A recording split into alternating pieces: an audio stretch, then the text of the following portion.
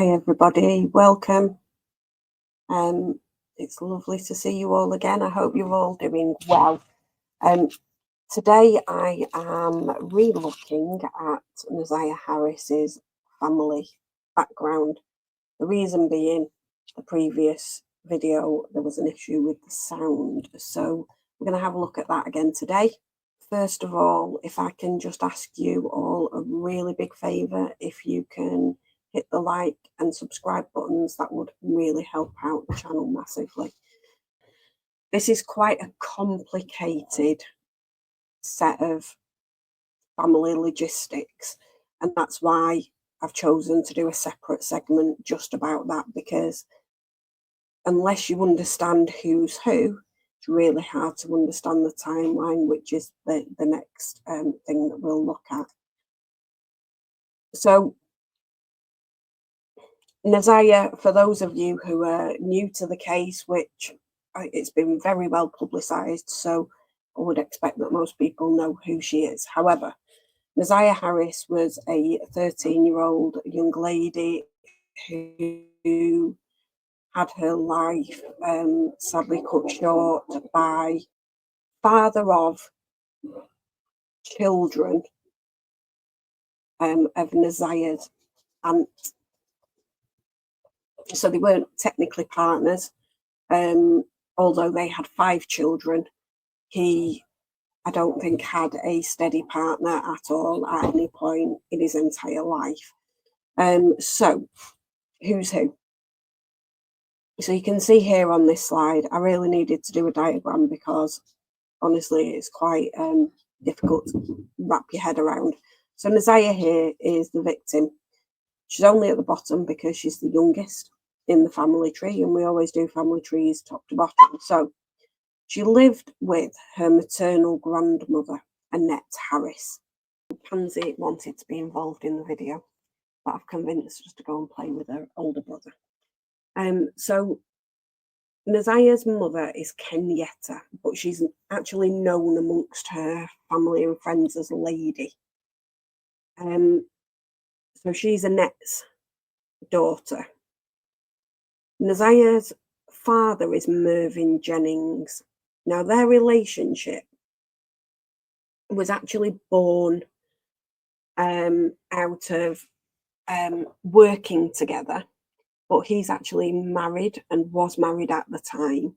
So what happened was they had an affair. Lady got pregnant with Naziah, and he essentially chose to sign over all rights to Naziah because he didn't want to have to tell his wife that he'd been having an affair or about the fact that he was about to be a father. Mervyn Jennings actually died in 2024 of congestive heart failure. So he wasn't a well man in the later years of Naziah's life, but he hadn't seen her really, he hadn't been involved in her life.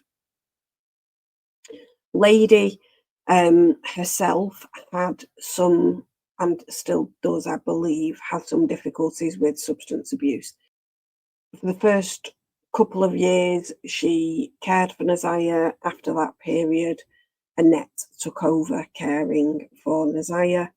Annette also had 2 foster children she went on to adopt. There are 2 maternal uncles of Naziah that are Annette's sons.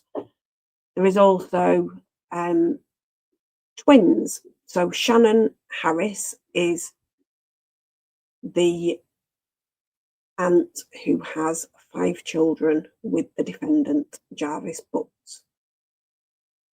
Her twin sister, Marquita, there are rumours on social media, not substantiated, so take it with a grain of salt, that one of Marquita's children is also that of Jarvis Butts.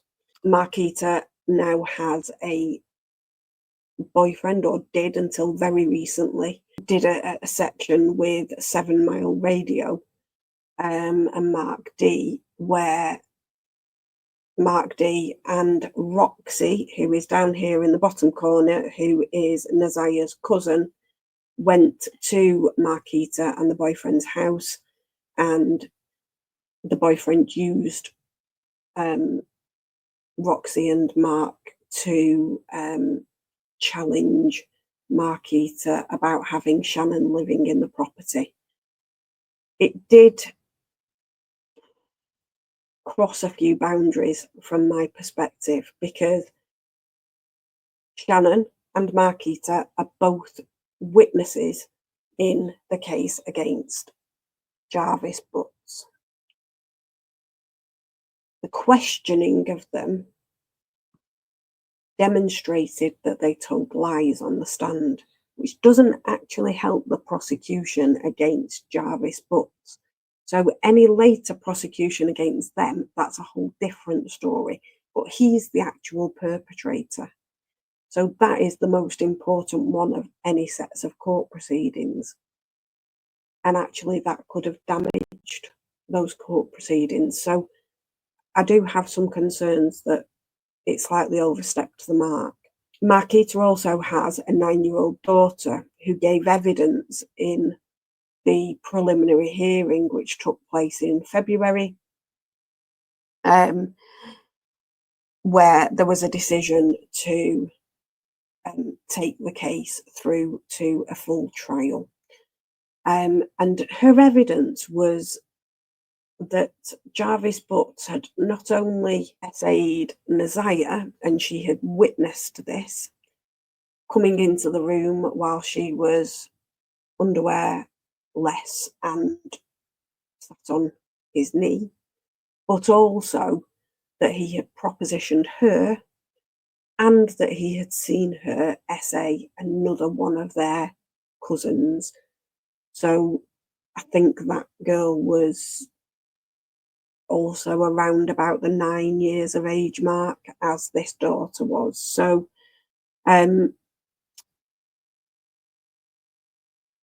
when she was giving her evidence during the preliminary hearing, her father, who is neither Jarvis Butts nor Marquita's boyfriend, had to be restrained and removed from the courtroom, because having heard what Mr. Butts did in terms of propositioning his 9-year-old daughter, he wanted to get up close and personal, shall we say, with Mr. Butts at that point. We've got the twins. Shannon has 5 children, 2 boys and 3 girls, with Jarvis Butts. He had quite some involvement in their lives. Obviously, she's had 5 children with him. They have been seeing each other on an intimate basis for a lengthy period. Now, Naziah also has a brother who goes by Vari, but his name is Tavarius. It's her half-brother, so they both have the same mother, which is lled, but not the same father. Now, if we just go back to Roxy for a moment, she has been quite instrumental in making sure that Naziah's name and this case stays in the public domain, and that everybody is paying attention to her case and getting justice for her. So she's done great work, albeit I think there was a slight overstepping of the mark with the 7 Mile Radio confrontation. And if we just go to that, what happened was Roxy spoke to Shannon. It was, that conversation was recorded, and essentially Shannon accepted that she had given Naziah a pregnancy test, and that it had demonstrated 2 faint lines. Now, we know from other sources that she actually told Naziah that that meant it was negative, when actually it's not. Anybody who's had a pregnancy test knows faint lines mean the same as strong lines. You're pregnant. And I defy anybody to watch the videos of Naziah on TikTok where she's dancing to say that they didn't know that she was pregnant. Annette Harris also has a brother, Eric Bethel Gamble. So he's Naziah's great uncle. He is a registered SO, and he is also present in a TikTok video of Naziah where he grabs her quite uncomfortably from behind and pulls her onto his lap, and she's clearly very uncomfortable. And it does make one wonder, in the context of this case, really what that interaction was about. Janelle, who is, I think, although this isn't completely clear, Annette's sister, so Naziah's maternal great aunt, she made various reports to CPS about the fact that Jarvis Butts was spending time around the children. He also is a registered SO, and so shouldn't have been around children, and also that she believes that there was SA happening of Naziah. Kiwana Morton, who is, from what I can gather, second cousin to Naziah, she also made reports to CPS before the incidents that unravelled on the 9th of January when Naziah went missing. So I think they date back to 2022. We'll look at that in more detail when we go through the timeline. So that's her family. Now let's look at Jarvis Butts, because to understand what happened in the preliminary hearing and what happened across the 9th and 10th of January, which is when Naziah went missing, we need to understand who these people are, because he essentially spent that 48-hour period jumping between girlfriends' houses for various reasons, probably for two purposes. One, give himself alibis. Two, trying to cover up what had happened to Naziah. So we've got Jarvis Butts here in the middle, who he calls himself Naziah's uncle. I don't think he deserves that title. He was never married to Shannon, but it makes life easier to explain that relationship. He has a business partner, Cordell Wright. They worked together at a shop, an auto shop called Frank's. And then Cordell went to prison. When he came out, they opened up their own auto shop. Tawana Butts, who is his sister, she gave evidence about the fact that when she was at the auto shop on the 9th of January, after school time, so I think she was there between 4 and 6:30 p.m, she repeatedly saw Naziah getting in and out of Jarvis's truck. So she was there throughout the period that Jarvis's sister was around. Talacia Moore is Cordell Wright's son's aunt. So Talacia's sister has a child with Cordell. Talacia's mother, so that child's grandmother, owns a red Jaguar. Cordell and Jarvis worked on that Jaguar and in fact returned it on the night of the 9th of January and had Naziah with them. We've got Shannon, who has 5 children with Jarvis. We know about her. He's clearly been having an intimate relationship of one form or another for a long time. I believe she was aware that there were other women involved in his life. He does appear to have made some attempts to try and keep these women separate. So there are a number of other women who were involved with Jarvis. We have Angela Leonard, who has 2 children with Jarvis and lives on Wilshire Drive. Now, that is the address that he gives as his home address, and he describes it as home to people generally. Then there is Latricia Johnson. She has 1 daughter with Jarvis, and she lives on Balfour. Then we have Latasha, who is described by Jarvis as his girlfriend. She lives at 7 Mile and Greenfield. All of these addresses, I'm not giving their exact addresses, but the roads are important because these are roads where he shows up at based on his cell data. So we know who he's been to visit.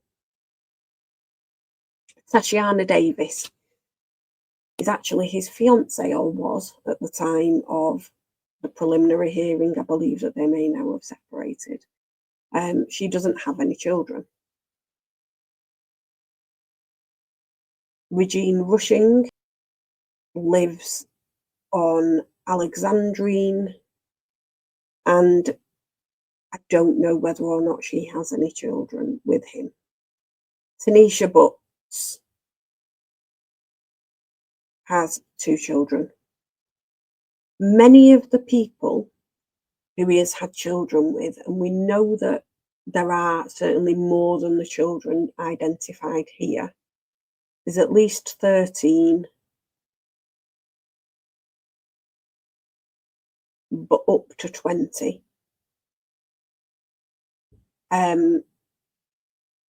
He started to engage in an intimate way with the mothers when they were still minors, from what I can understand. Don't have that as concrete evidence, but that is my understanding. A number of them were minors at the time that he started to get involved with them, and certainly for some of them when they became pregnant as well. That is relevant because we know that Naziah was pregnant. Now, he didn't kill any of these other women when they were pregnant, but what was different with Naziah? So that is the family background. That's who's who. We'll look in more detail in the next one at what happened and when, but you'll be able to understand that more now that you know who's who. And if we need to come back to this set of slides and look at who these people are when we're looking at the timeline, we can do that as well. That's everything that I wanted to cover for today. I will say I've got the timeline one set up. I was going to record that today and then realised that actually this one, there was no sound on. Never trust your children to upload things to YouTube for you.